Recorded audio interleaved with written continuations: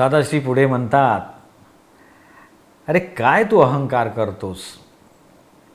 अरे तू खाल्ल्यावर कधी तपास केला का? आतमध्ये आतड्यात किंवा पोटात काय होत असते? सर्व अवयव त्यांच्या गुणधर्मामध्ये आहेत.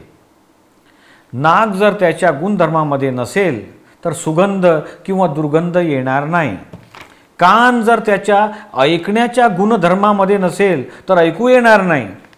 त्याप्रमाणे मन, बुद्धी, चित्त, अहंकार हे सर्व आपापल्या गुणधर्माप्रमाणेच व्यवहार करत आहे. आता याच्यामध्ये सांगितलं मी केलं तर मग ते चिकटून बसते. स्वतः शुद्धात्म्यामध्ये राहिला तर मग काहीच हरकत नाही. अंतःकरण त्याच्या गुणधर्मात राहील. तसं मन पाम्फलेट दाखवायचं काम करेल, चित्त फोटो दाखवेल, बुद्धी निर्णय देईल आणि अहंकार सही करेल.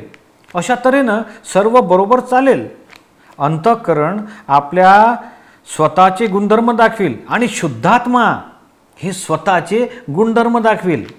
ज्ञाता आणि द्रष्टा या पदात राहिलं तर काही हरकत नाही.